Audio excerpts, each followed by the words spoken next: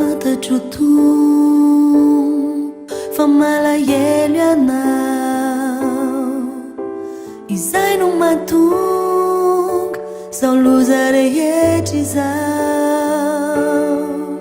mitaraina ny tany mavesatry ny hotanay sesosio jereo ny nosinay Fantatra-tu fa malahelo ianao izay no mahatonga zaho loza rehetra izao mitaraina ny tany mavesatry ny hotanay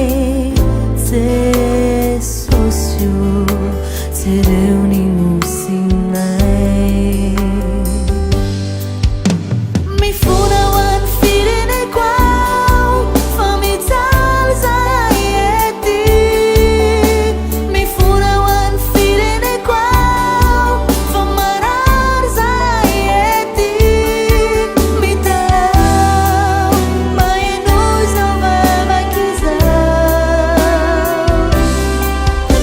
raha misy ny atezerao malagasy avelao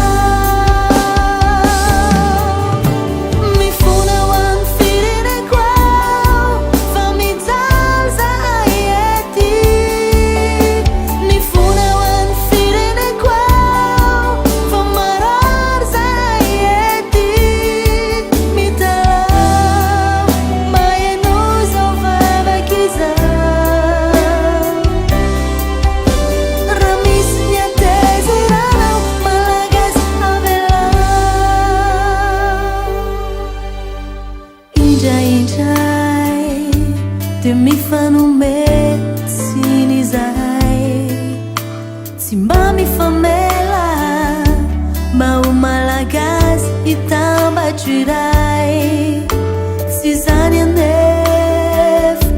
ny toe-panahy tadiavinao sesosio malagasy ireo mba hiantrao indraindray dia mifanometsiny izahay tsy mba mifamela mba ho malagasy hitambatro iray tsy izany anefa no toe-panahy tadiavinao sesosio malagasy ireo mba hiantrao